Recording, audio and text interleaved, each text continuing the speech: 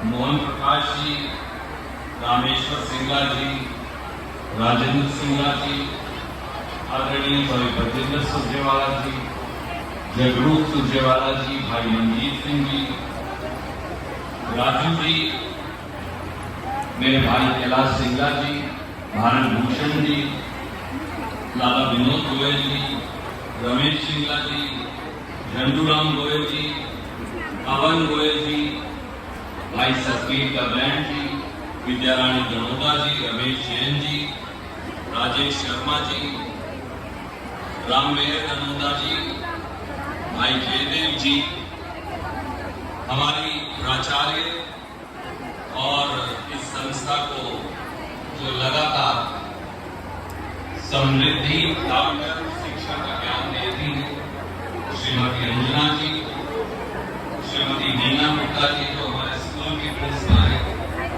शहर के मोअज़्ज़िज़ बड़े बुजुर्गों, नौजवान साथियों और सबसे महत्वपूर्ण नरवाना जींद हरियाणा का भविष्य एसडी कन्या महाविद्यालय की सभी हमारी छात्राएं, स्टाफ के सभी सम्मानित सदस्य हैं। मैं शुक्रगुजार हूं सुरेश भाई आपका भी और जियालाल जी आपका भी और संस्था के सभी अध्यापक गणों का, संस्था की प्रधानाचार्य का, कि आपने मुझे मौका दिया एक बार फिर संस्था के स्थापना दिवस पर आकर इस देश की, प्रदेश की अगली पीढ़ी से बात करने का। पंडित राधेश्याम शर्मा जी कह रहे थे कि हमारे गांव में अभी बहुत सारे चमकते सितारे हैं। सर मैं कवि तो नहीं, पर इन बच्चों की तरफ से कहता हूं वो हमारे हैं, हमारे हैं, हमारे। उसकी एक लाइन में भी जोड़ी, तो वो सब ये वो सब चमकते हुए सितारे हैं जो मेरे सामने बैठे हैं। मैं खास तौर से वो सारे छात्राएं जिन्होंने बेहतरीन प्रस्तुति दी और कॉलेज के, चाहे वो कला का क्षेत्र है, स्पोर्ट्स का क्षेत्र है, महाविद्यालय के जौहर को दिखाया, मैं उनको भी हृदय की गहराइयों से शुभकामनाएं देता हूं। राधेश्याम जी ने बहुत सारी बातें कही, मैं आपका कम समय लूंगा।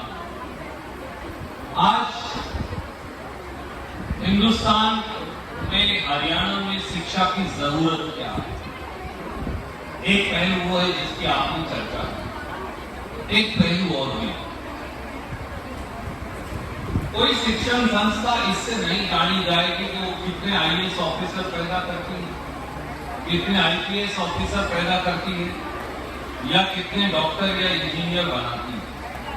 किसी भी शिक्षण संस्था की जान अगर है, अगर हम सामूहिक तौर से हमारे बच्चों को समाज का एक बेहतरीन नागरिक बनाए, जहां वो स्वयं पांव पर खड़े होकर स्वाभिमान से स्वावलंबी बनकर देश और प्रदेश की तरक्की में जिम्मेवार नागरिक बन जाए, तो मैं समझूंगा वो 1, 2 या 5 आईएएस ऑफिसर से भी ज्यादा बड़ी उपलब्धि है। और मुझे ये मालूम है कि हर वो इस हरियाणा की, नरवाना की बेटी जो एसडी कन्या महाविद्यालय से पढ़कर जाती है, हर व्यक्ति, हर बेटी शायद आईएएस ऑफिसर ना बन पाए, पर हर बेटी हरियाणा और देश की एक कामयाब नागरिक अवश्य उसे तराश कर एक जोड़ी की तरह भेजते हैं और इसके लिए आप साधुवाद के पात्र। शिक्षा के जगत की बहुत सारी आज की चुनौतियां, एक चुनौती की पंडित जी ने चर्चा की, वो है एग्जाम प्रणाली का तरकीब, ट्रांसपेरेंसी, अकाउंटेबिलिटी और ऑनेस्टी। वो एक महत्वपूर्ण हिस्सा है, क्योंकि उसके बगैर शिक्षा की विश्वसनीयता खत्म हो जाएगी। और बच्चा क्यों पढ़े, हरियाणा की बेटियां क्यों पढ़े और पेपर लीक होकर बेटी जाना। अब तो 8वीं, 9वीं, 10वीं, 11वीं, 12वीं, बीए, एमए सब पेपर लीक होने लगे। हमने एग्जाम के पेपर तो लीक होते सुने थे, नौकरी लगने की, पर पहली बार पिछले कुछ सालों में ये देखा कि अब तो 7वीं, 8वीं क्लास के पेपर भी लीक होने लगे। उससे सही बात है आपकी कि शिक्षा की विश्वसनीयता लगभग खत्म हो जाएगी। और अगर ये ढांचा जो पंडित जवाहरलाल नेहरू के समय से आज तक 78 वर्षों में हिंदुस्तान ने तैयार किया, इसका आधार ही धराशाही हो गया तो शायद कुछ बचेगा नहीं। वो एक पहलू, लगन, संस्कार, संस्कृति, आधुनिकता, वो एक और पहलू। मेरा ये मानना है कि अब शिक्षा के जगत में कई नई चुनौतियां आ गई जो शायद मेरे समय में नहीं थी, आपके समय में भी नहीं थी, मुझसे अगली पीढ़ी के युवा यहाँ बैठे हैं इनके समय में भी नहीं थी, जियालाल जी या सुरेश भाई साहब के समय में भी नहीं थी। मुझे तो याद है, मैं और जियालाल जी आदर्श बाल मंदिर में आगे हायर सेकेंडरी स्कूल में अपना बस्ता उठाकर जाते, कभी कभी मास्टर पिटाई भी करते आप जैसे अध्यापक, कभी कभी अनुशासन भी करते, पर उस अनुशासन के अंदर एक बेहतरीन मोहब्बत छिपी। और हम दोनों हमेशा बात करते हैं कि आज हम जो कुछ भी हैं जीवन में वो इस वजह से है कि हमारे अध्यापकों ने मोहब्बत और अनुशासन का वो पाठ हमको पढ़ाया। या संस्था चलाते हैं, मैं सामाजिक जीवन में अगर सेवा कर पाया हूं तो वो शिक्षण संस्थाएं इस शहर की जहां पढ़कर साधारण से साधारण बच्चों से कंधे से कंधा मिलाकर यहाँ तक पहुंच पाए, उनका बड़ा योगदान है। पर मैं कॉलेज की बेटियों को ये कहना चाहूंगा कि एक और नई चुनौती, शिक्षा का स्वरूप जो हम जानते हैं कॉलेज के अंदर, स्कूल के अंदर, वो बदलने वाला है अगले 5 से 10 साल में। हिंदुस्तान और दुनिया दोनों बदलने वाला है और पढ़ाने का तरीका और पढ़ने का तरीका वो दोनों भी बदलने वाले हैं। और आगे आगे शिक्षकों की क्या भूमिका रहेगी मुझे नहीं मालूम, वो भी बदलने वाला है, क्योंकि अब एक नया गुरु भी है, गूगल गुरु, और बहुत सारी वेबसाइट्स हैं जहां बेकार जानकारी है, पर बहुत सारी वेबसाइट्स हैं जहां बहुत अच्छी जानकारी उपलब्ध है, बहुत सारे लेसन अब यूट्यूब पर उपलब्ध है।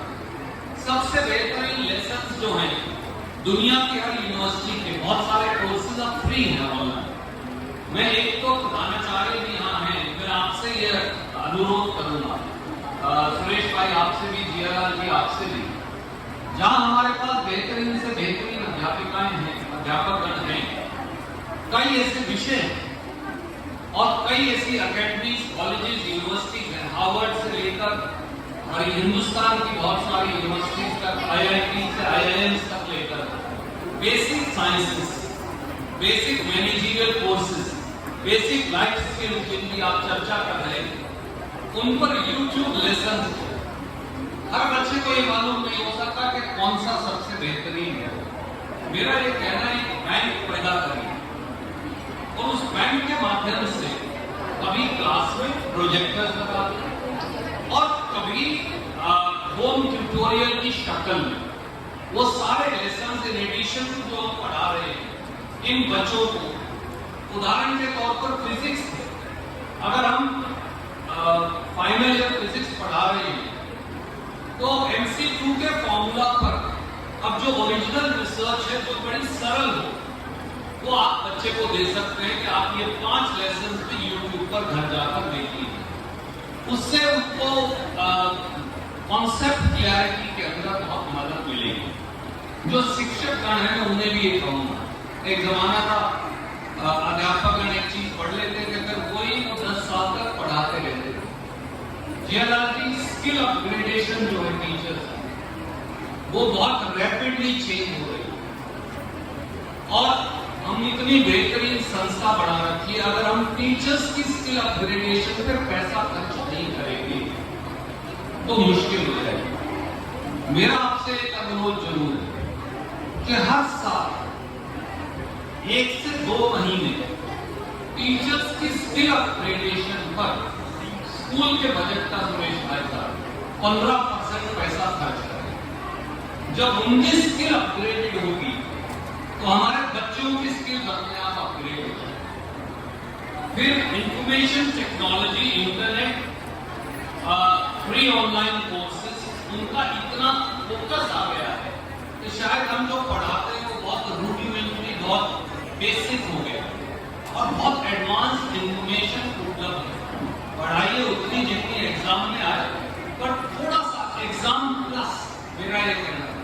Knowledge should be exam plus. Exam देने के लिए जरूरी हो मुझे पढ़ाइए, पर एग्जाम के अलावा लाइफ स्किल सीखने के लिए जो जरूरी वो भी मुझे पढ़ाइए। अगला चैलेंज है आर्टिफिशियल इंटेलिजेंस। मैं पिछली बार भी आया, 2 साल पहले, 3 साल पहले, तब लोग मजाक उड़ाते थे। मैं एक बार आरकेएस भी गया, भाई साहब रामगोपाल जी बैठे, भाई साहब पर बैठे। इंदिरा गांधी कॉलेज में मैंने लगभग 10 साल पहले कहा कि एक चीज आएगी आर्टिफिशियल इंटेलिजेंस, वो दुनिया को बदल देगी। तो किसी व्यक्ति ने कहा कि पागल हो गए, पर वो आ गई है। आप उसे बदल नहीं सकते, रोक नहीं सकते। टेक्नोलॉजी तो आएगी, आप उसे रोक नहीं सकते। क्या आप टेक्नोलॉजी को एडॉप्ट कर सकते हैं, तकनीक को आत्मसात कर सकते हैं? चुनौती ये। तो मैं अब आप देखिए, एक्सेल जो है वो सबसे बच्चों को सिखाने के लिए, और आप लोग तो इंडस्ट्री के सेक्टर में special data entry expert Excel trade रखते हैं। Excel is over, it's dead. जो नया एआई आया है उसने एक्सेल को खत्म कर दिया। अब अगर सब बच्चे एआई से ही चिट्ठी लिखवाएंगे तो वो लाइफ स्किल भूल जाएंगे। बट आजकल ये है कि आप किसी को पैरा लिखने को दे दीजिए, वो एआई के अंदर जाकर उससे लिखवा के ले आएगा। आपको लगता है बच्चा बड़ा अच्छा निकल रहा है, पता चलेगा अगले को कुछ आता नहीं है। बट आर्टिफिशियल इंटेलिजेंस को हमें ग्रेजुअली एजुकेशन सिस्टम के अंदर इंटीग्रेट करना पड़ेगा। ये आचार्य महोदय सबसे बड़ी चुनौती है। वो इस तरह से इंटीग्रेट करना पड़ेगा कि हमारे बच्चे अनपढ़ ही ना हो जाए, कि वो सब चीज के लिए एआई पे डिपेंडेंट हो जाए। लेटर लिखना है, ऐसे लिखना है, कुछ और चीज लिखनी है, वो बटन दबाए, एआई उनको लिख के दे, 2 लाइन ऊपर नीचे की, हमें वापस पढ़ना है। ये भी ना हो, but they should know how to adapt to the technology जो आने वाली। मुझे लगता है कि एजुकेशन की फील्ड में सबसे बड़ा नेक्स्ट चैलेंज जो है वो एआई है। लाइफ स्किल ट्रेनिंग है, लाइफ स्किल लर्निंग है, जिनकी हमारे विशेष और जो इंफॉर्मेशन उसको एक्यूमुलेट करके हर बच्चे तक देगा। इंटरनेट सबके पास है, नरवाना में, गांव के अंदर भी इंटरनेट है, बच्चा देख लेगा। हमें उसको स्पेसिफिक कोर्सेज डिजाइन करके देने हैं कि आप ये भी इसके अंदर सीख सकते हैं। एक समय में लाला सीताराम जी ने, हमारे स्वर्गीय बुजुर्ग लाला गौरी शंकर जी ने एक सपना देखा था इस कॉलेज का। बहुत सारे हमारे और बुजुर्गों ने जो हमारे बीच में नहीं, ये सपना तो आपने साकार कर दिया, पर इससे अगला चैलेंज दिया था जी। अब इसकी चुनौती हम सबकी ओर से, जो इस सवाल में सुरेश भाई ने कभी बात करना, क्योंकि हमें समय के साथ अपने आप को एक बार फिर बदलना है। और जो बच्चे बदलेंगे तो सर्वाइव करेंगे, जो बच्चे नहीं बदलेंगे वो पीछे रह जाएंगे। तो कम से कम हरियाणा के बच्चों को, नरवाना के बच्चों को, जींद और कैथल के बच्चों को, कुरुक्षेत्र और करनाल के बच्चों को तो पीछे नहीं रहना, ये निर्णय कर लीजिए। मैं आप सबको एक बार फिर ढेरों शुभकामनाएं देता हूँ। विशेष तौर से जो आपने सेमिनार हॉल बनाया है उसका इस्तेमाल आप कर सकते हैं, कॉमर्स का विंग बनाया है उसका इस्तेमाल कर सकते हैं। और मेरी शुभकामनाएं हरियाणा और नरवाना की सब बेटियों के साथ आगे बढ़िए, अपना नाम रोशन करिए, परिवार का नाम रोशन करिए, इलाके और प्रांत का नाम रोशन करिए, देश का नाम रोशन करिए और सूरज की तरह हमेशा चमकते रहिए। बहुत बहुत धन्यवाद। इसके अंदर 2 छोटे वाले दे दे, अंदर होंगे 2 छोटे वाले दे दे।